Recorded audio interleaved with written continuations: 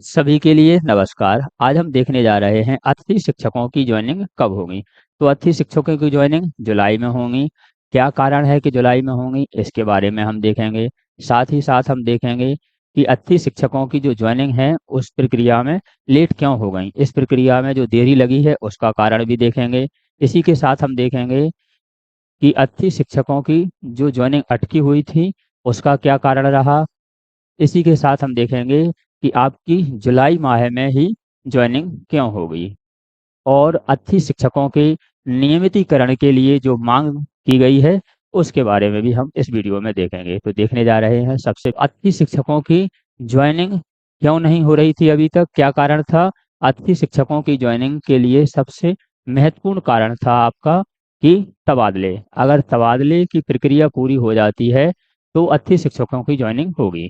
अतिथि शिक्षकों की नियुक्ति अटकी है, अध्ययन कार्य होगा प्रभावित। यह क्यों नहीं हो रही है, इसका कारण देखते हैं। जो स्थानांतरण है, शिक्षकों के स्थानांतरण की सूची अभी तक जारी नहीं की गई थी, इसीलिए इनके जो अतिथि शिक्षकों के है वो ज्वाइनिंग नहीं हो रही थी। क्योंकि यदि अतिथि शिक्षकों की ज्वाइनिंग करते हैं, इनकी नियुक्तियां करते हैं, तो जो भी आपके विद्यालय में जो टीचर आ जाएंगे, यदि टीचर आ जाएंगे तो इनका अतिथि शिक्षकों की नियुक्ति है, इनका कार्यकाल, अतिथि शिक्षकों का कार्यकाल स्वतः ही खत्म हो जाएगा। यदि अतिथि शिक्षकों की ज्वाइनिंग कर ली जाती पहले, और तबादले के ट्रांसफर के हिसाब से यदि कोई शिक्षक आते हैं तो उनकी ज्वाइनिंग स्वतः ही खत्म कर दी जाएगी। इसलिए अभी तक इनकी ज्वाइनिंग नहीं हुई थी। अब जो तबादले की प्रक्रिया है वह आपकी पूरी हो गई है, क्योंकि तबादले की जो प्रक्रिया का आज अंतिम दिन था, 17 तारीख अंतिम दिन थी। तबादले का अंतिम दिन था आज, 17 तारीख को तबादले का अंतिम दिन था। यहाँ हम देखते हैं। अब ये तबादले की प्रक्रिया लेट क्यों हुई इसके बारे में हम देखते हैं। तो सबसे पहले इसकी जो 30 मई लास्ट डेट रखी गई थी। कब रखी गई थी? 30 मई रखी गई थी। लेकिन इसके बाद इसे बढ़ा दिया गया, इसकी समय सीमा को 10 जून तक के लिए बढ़ा दिया गया था। मुख्यमंत्री जी के द्वारा तबादलों की प्रक्रिया को 10 जून तक बढ़ा दिया गया था। इसी के साथ फिर इसको एक बार पुनः बढ़ाया गया। 10 जून को हुई कैबिनेट की बैठक में कुछ मंत्रियों ने तबादला अवधि 1 सप्ताह बढ़ाने का आग्रह मुख्यमंत्री से किया था। सीएम के निर्देश पर दूसरी बार 17 जून मतलब कल इसका लास्ट डे था, तक के लिए तबादला अवधि बढ़ा दी गई थी। तबादला अवधि बढ़ा दी गई, इसलिए अतिथि शिक्षकों की जो ज्वाइनिंग है वह नहीं हो पाई थी। अब तबादले की प्रक्रिया पूरी हो गई है तो अतिथि शिक्षकों की ज्वाइनिंग होगी। कब होगी? जुलाई माह में होगी। जुलाई माह में क्यों होगी इसका कारण हम देखते हैं। यह रहा आपका कारण।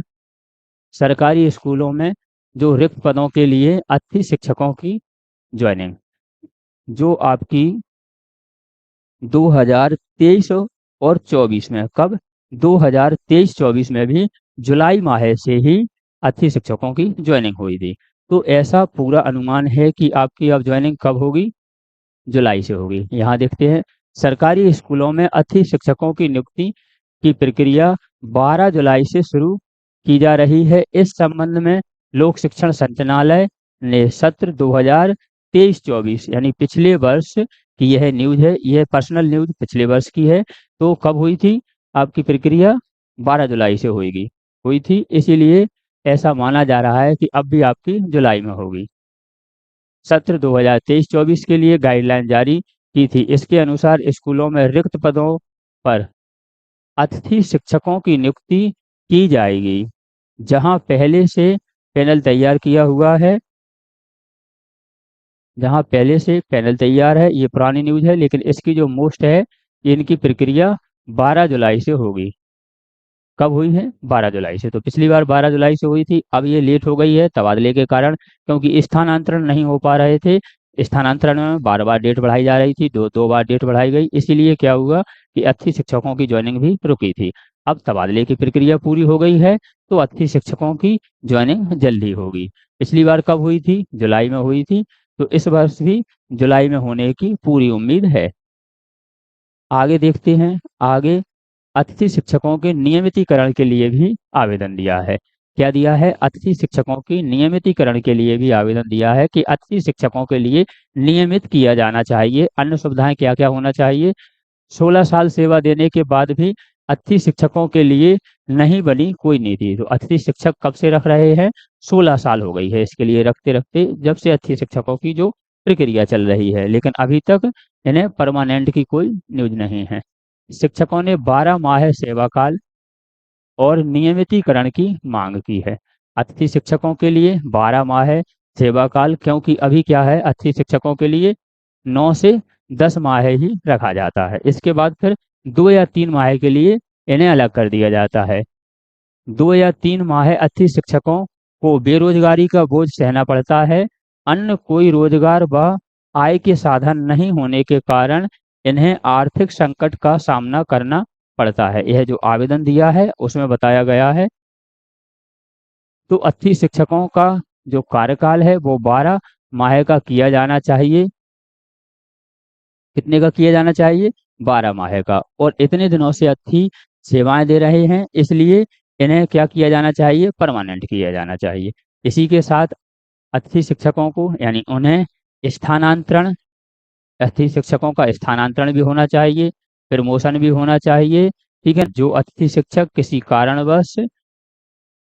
किसी कारणवश बाहर हो गए हैं, उनकी भी ज्वाइनिंग की जानी चाहिए और इन्हें क्या करना चाहिए, परमानेंट किया जाना चाहिए। क्यों क्यों परमानेंट किया जाना चाहिए, आगे कारण देखते हैं।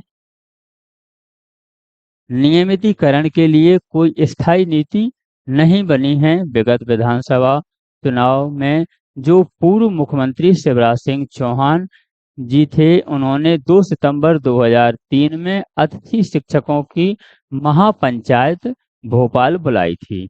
महापंचायत बुलाई थी पूर्व सीएम शिवराज सिंह जी ने, बुलाकर विभागीय परीक्षा लेकर नियमित करने की घोषणा भी की थी। इन्होंने क्या बोला था कि परीक्षा लेंगे, इसके बाद अतिथि शिक्षकों के लिए नियमित किया जाएगा। लंबे समय से सेवा दे रहे अतिथि शिक्षकों को अब नियमित किया जाना चाहिए।